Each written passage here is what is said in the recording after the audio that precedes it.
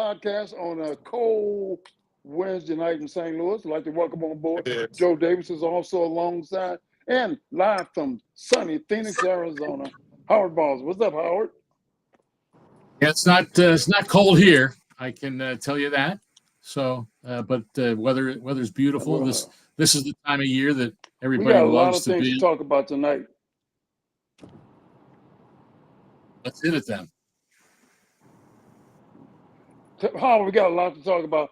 First of all, let's talk about Ernie McMillan, who passed this past week. What a trooper he was, wasn't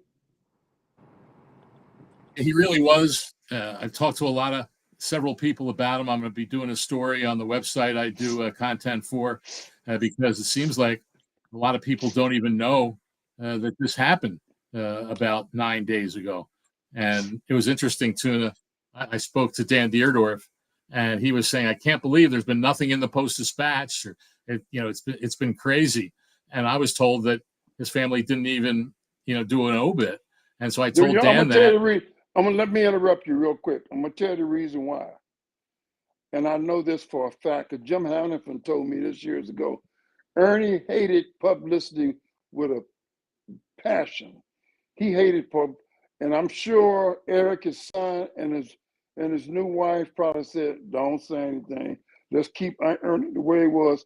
Because I used to see Ernie about 2 or 3 times a month at Snooks, and we would always talk. He always listened to us on the radio, but Howard and Joe, he didn't like any publicity. I had to call Jim Hannafin. I had to give his number to Jim Hannafin so Jim could call him and talk to him. He didn't want to have. He was just quiet. He didn't want to be bothered. That fits in with so what I'm sure they're Dan doing said. That because of him. That fits in with what Dan said to me, because he was saying that it wasn't in the Post-Dispatch and all this. It's crazy. And then he paused and thought about it, and then he said, "But maybe that's the way Ernie wanted it." And what you're saying pretty much is confirming that. And so, but yeah, like you said, a lot of years with the Cardinals. One of the great stories that I don't know how many people know is that he started with the Cardinals in 1961. He was a blocking tight end in college at Illinois, and then was drafted in the 13th round by the Cardinals. And when he got to training camp, he told the coaches he wanted to be a tackle, and so he said okay. So they put him at tackle, and he ended up starting 3 games as a rookie. And once he began starting, he still has the Cardinals record for the most consecutive starts by a position player at 162. Once he started that year, he never missed a start until he hurt his knee in 1973. And then the other story is Dan Deerdorf is drafted in 1971 in the 2nd round. And so they put him at left tackle because Ernie was a right tackle. So they put Dan at guard, and then for his rookie year, then they put him at left tackle, and then in 1974, which turned out to be Ernie's last game last season with the Cardinals, Jim Hannafin approached Ernie and said, "Hey, I think it would be best for the team. I want you to think about this, but I'd like you to move you to left tackle and move Dan over to right tackle." Mm-hmm. And Jim wrote in his book, he said that Ernie's response was, "I don't have to think about it. Sure, I'll do it." And that's just the way the guy was. And everyone I've talked to has said what an in his own quiet way, and the way he went about his business, that he was one of the most inspirational guys that they'd ever come across. And one of the guys, Charlie, and this is all going to be in my story, but one of the guys who said that, a lot of people don't realize, you mentioned Eric, his son, but Howard Richards, of course, the Mizzou broadcaster, played with the Cowboys, St. Louis guy, played at Southwest High. He is Ernie's nephew. Howard's dad married Ernie's sister. Shirley. So yeah, I've learned a lot about him, really, because I knew of him. He wasn't playing when I got to St. Louis in 1978. Let me tell you a story about him. But a lot of great stories. when I was trying out for the football Cardinals, I didn't have any shoes to wear when I down at the AstroTurf. So Don Coryell and them, they used to laugh at me. They said, "Well, what size are you?" I said, "Well," so they made me wear Ernie McMillan. Remember Bob Reynolds? Oh yeah, You remember Bob Reynolds, don't you? yeah. He was another offensive lineman. Yeah, Bob.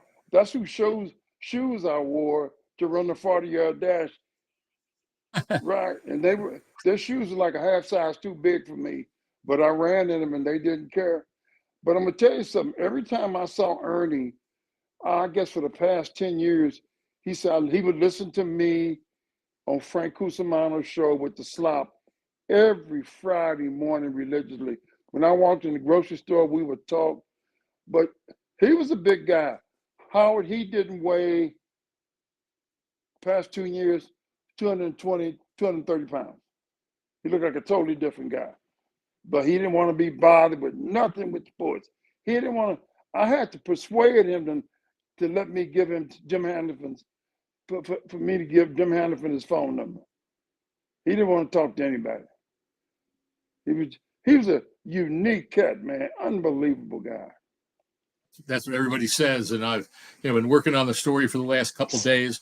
Have a couple more people to talk to in the morning, and then hope to have the story posted by maybe late tomorrow or Friday at the latest. And everyone talks about that great offensive line in the Coryell years, of course. That Roger Finney was the guy who replaced Ernie McMillan at left tackle, and they had left to right. They had, of course, Roger Finney, Bob Young, Tom Berhaney, and also Tom Banks, Conrad Dobler, and of course Dan Deerdorf at right tackle. And what a line that was!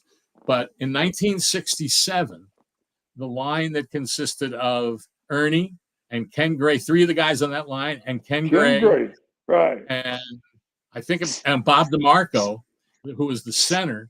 Those three guys, plus Jackie Smith, who was, of course, he was a tight end, but he blocked a lot in the run game. And all four of those guys went to the Pro Bowl that year in 1967. That's pretty unusual. Was Bob Holloway his coach? I believe so. Was Ernie's coach? Yes. I'll double. I'm sure he was there for some of the time because we know that Cardinals coaches don't last very long. But Wally Lim wasn't there. Wally Lim was before that, right? Yeah. Yes. In 1961, they had three different head coaches as interim coaches. Pop Ivy began the season as the coach. My God. Then from 62 to 65, it was Wally Lim. Did Pop Ivy coach when they were in St. Louis? Yeah. Yeah, he was there. Coached in Chicago.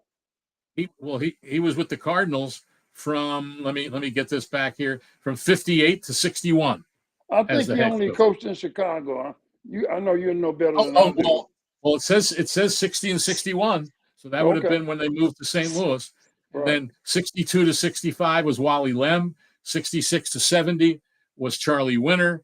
Then 71 and 72 was Holloway, and then of course Don Coryell came in 1973. And then the interesting thing is that in 1975, after Ernie was released at the end of training camp, he signed with the Packers, where Bart Starr was in his first season as a head coach.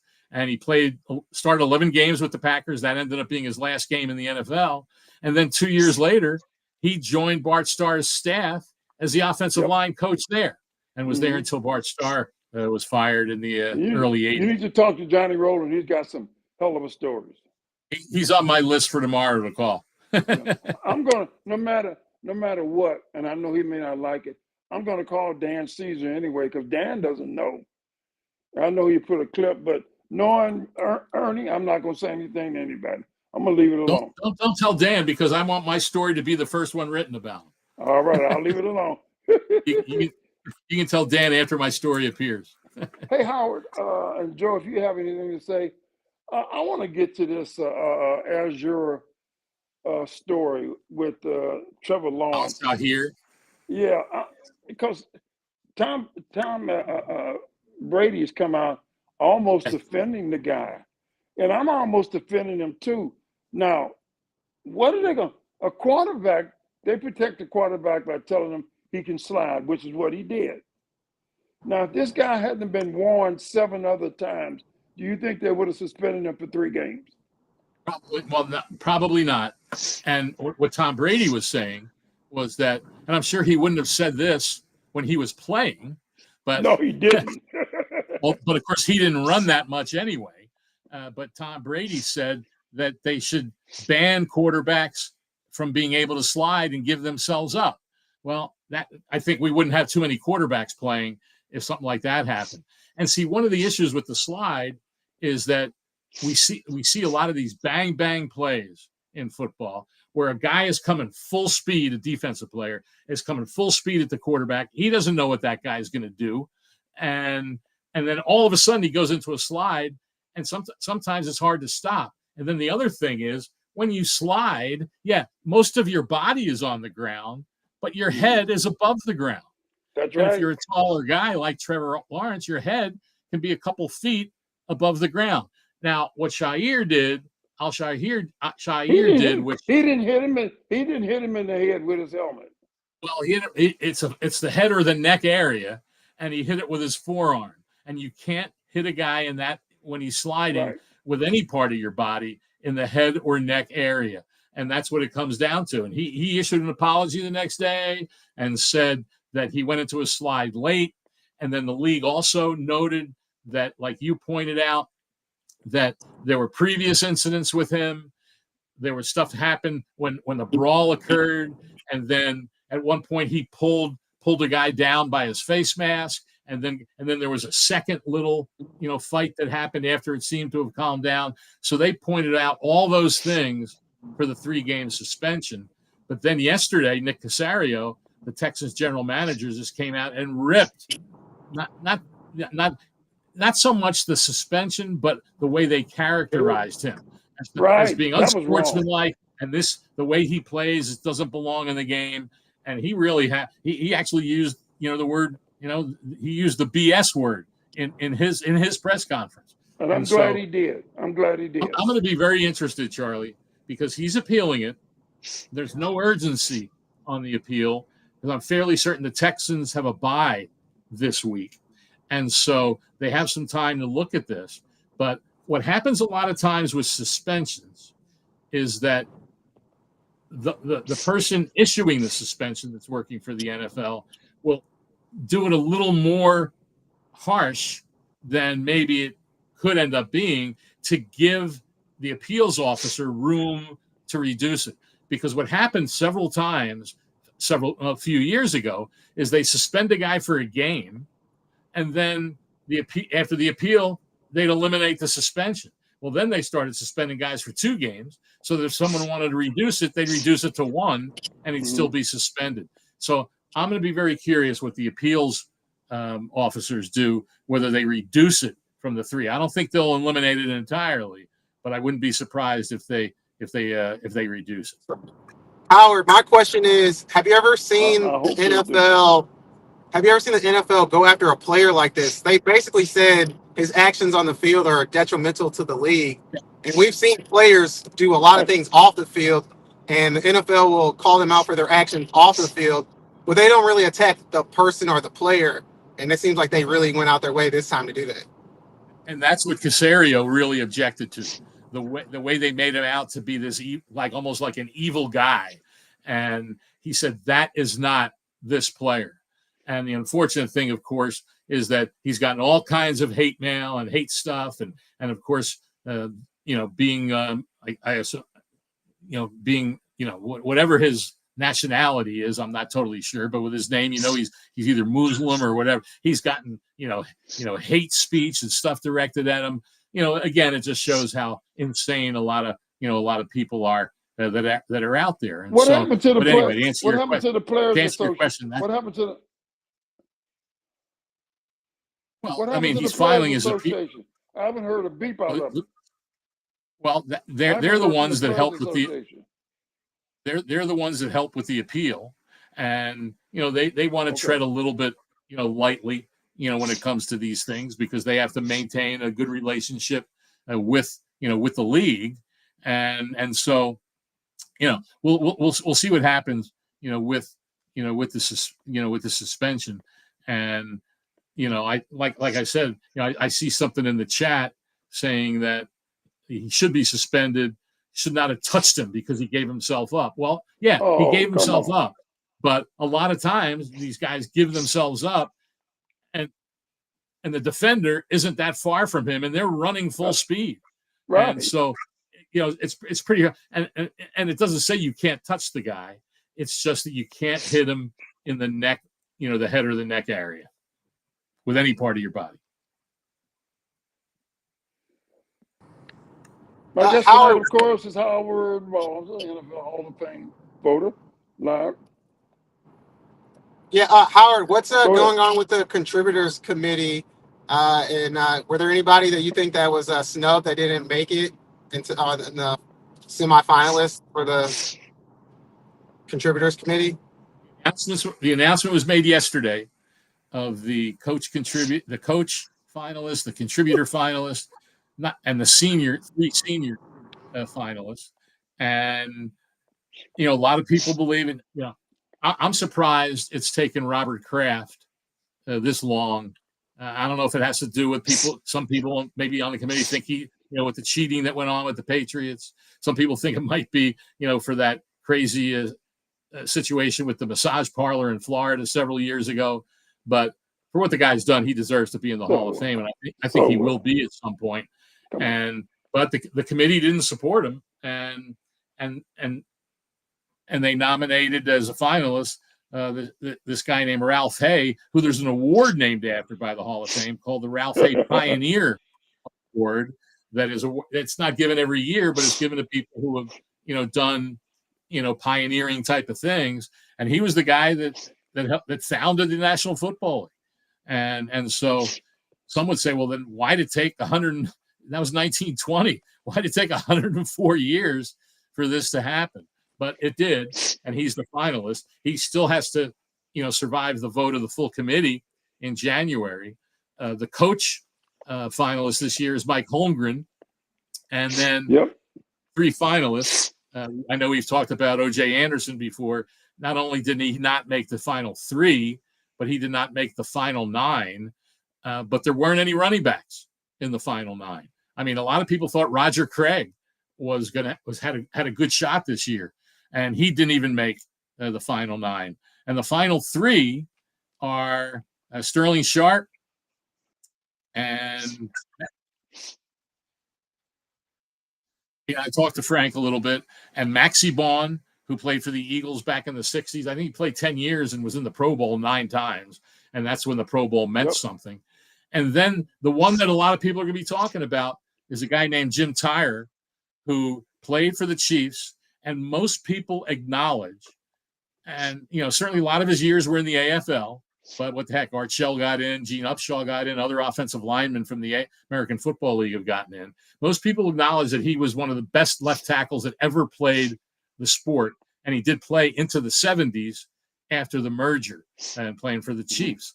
And however, and then he was in his first year of eligibility, which I believe was 1980, he was a finalist for the Pro Football Hall of Fame and was never a finalist after that.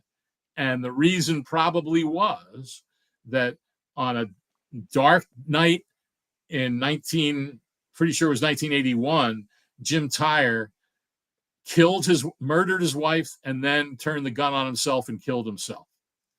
And he wasn't talked about or discussed for 4 decades until, interestingly, his 4 grown children started kind of a crusade to get the story out about their dad and talk to doctors, especially after reading over the last, whatever it is, 10, 15 years about CTE and what it can do to people. And so they talked to doctors. Now, granted, they weren't able to examine his brain, but they said all of these symptoms because his kids said, that was not my dad in the last year of his life. And there were a couple of doctors who said, if you want to talk about depression, you want to talk about the way you're acting, the way that your whole personality has changed, every box checks that he had CTE. And so with all of this being talked about. There was a documentary about him. All of a sudden, he was looked at by the seniors committee, of which I am on, and was nominated, got to the 31, made the cut to 9, and now he is one of the 3 that will be considered in January among the seniors to be in the Hall of Fame. And that one could be one of the more intriguing and interesting discussions that we've had in that Hall of Fame meeting room, certainly in the 20-21 years that I've been doing this. Howard, earlier you mentioned I have one more question.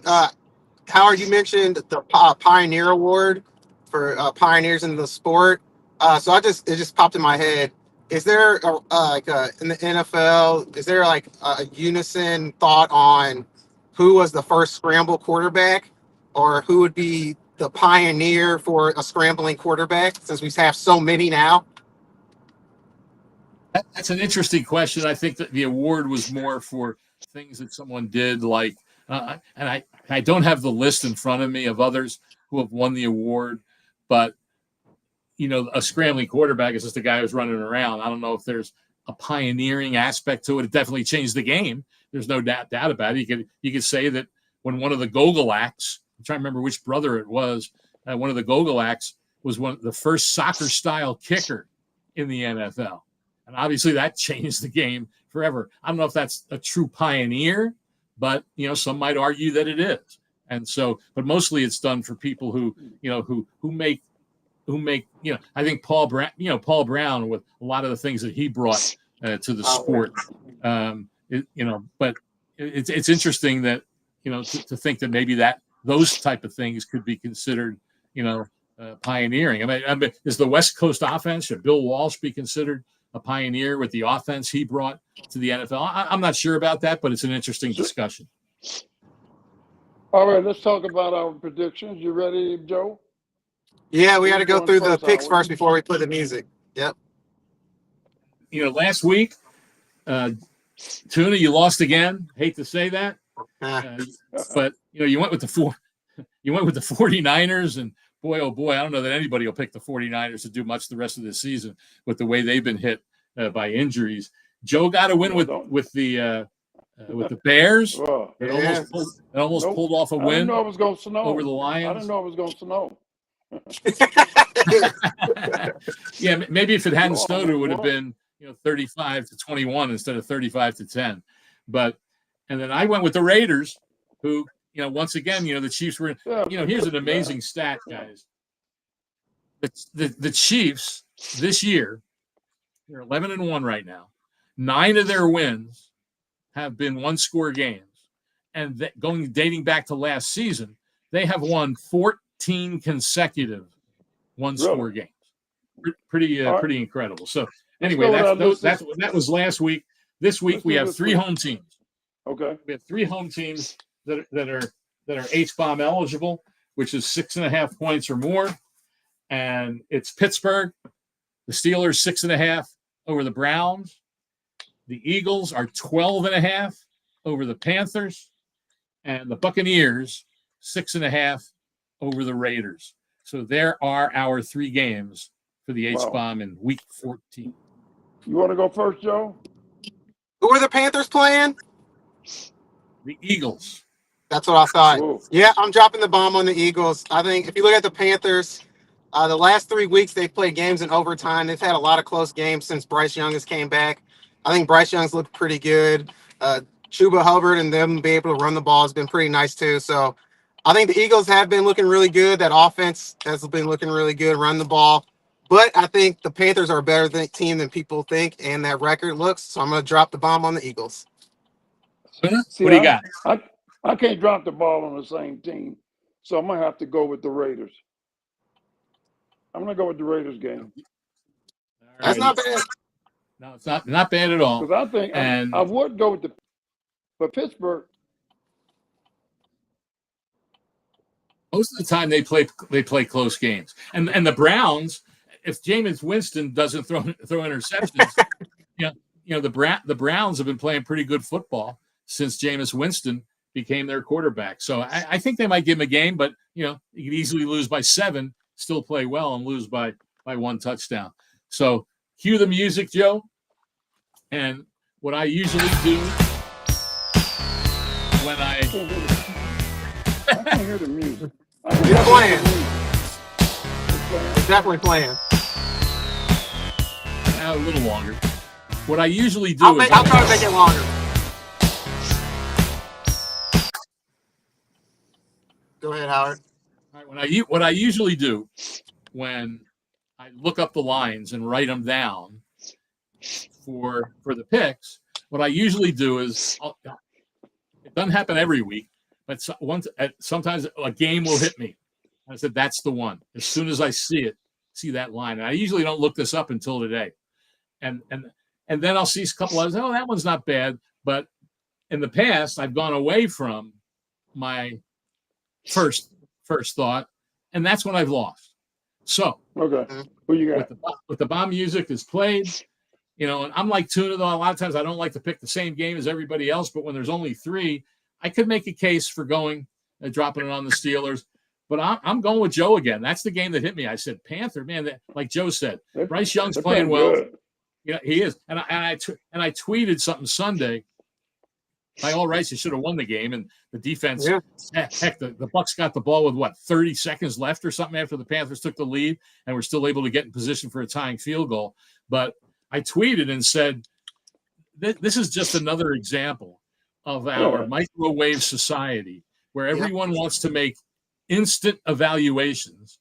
And when Bryce Young didn't play well for a season, and then at the start of this year, he's done. He's a bust. Panthers got to move on. Well. Whether he learned something and was able to take a step back when he didn't play some games, he's come back and he's been a different guy. And the team has got some players back from injury, and they're playing pretty good football. So, 12.5 points is an awful lot. Doesn't mean the Eagles aren't capable of doing it, because the way they're playing with Jalen Hurts and the receivers and Saquon Barkley, he's in the MVP conversation, obviously. But I think the Panthers will play good enough to cover that 12.5. Now, sometimes the thought is pick a game that you think there's a better chance of winning. And if I was to look at one of these here and say what team might have, if the underdogs cover, which game might have the best chance of winning, that might be the Browns, because I don't think the Panthers, can beat the Eagles, but I think they should be able to cover that 12.5 points. Howard, one more question. I have one more question. Do you think we'll see any other head coaches fired in the regular season? I would doubt that it would happen now, since we're this late. But then again, who can predict what an NFL owner would do? And so, these sometimes what they'll do is, hey, I made the decision, I'm going to fire the guy, so why not put him out of his misery now? Right. And then you can start making phone calls. You can, well, they don't care about holidays. I mean, they don't care. They don't care about holidays. And so maybe plus guys getting fired, they're still getting paid. And they have years left in their contract. So, but the point is, some of them like to start, making their lists and talking to agents and talking to people and talking to this and that. And you don't want to do that when you still have your guy as the head coach. So I think that's why a lot of times a team will do that, so they can start the search for the new guy. Okay, this portion of the show has been brought to you by Weber Chevrolet.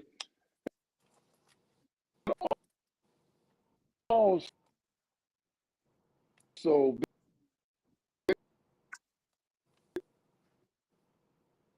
men's health. Howard, I'm going to my first Christmas party. It's the biggest one in St. Louis every year. You're breaking up a little bit. What's the biggest? Bob Blitz's Christmas party. What did he say, Joe? He said Bob Blitz's Christmas party is the big one, and then Scott Rosenblum's party. Oh, really? I don't know Bob. Wow. Yeah, I know Bob. Bob very well. Tuna knows where all the parties are. We know that. Right? I know Bob has plenty of money to spare. Oh, yeah, he got it. Bob brought the Rams here, and he got the Rams out of here. He's got a lot of money going on. Bob. Oh, you said Bob Blitz. Oh, you said Bob Blitz. Yes. Oh, of course. I thought you. I misheard the name you said. Yeah, of course I know Bob. Yeah, obviously. Yeah, great guy. You know Bob. All right, fellas, take it easy. Have a good week. Get me a Christmas gift, Howard. We'll talk to you.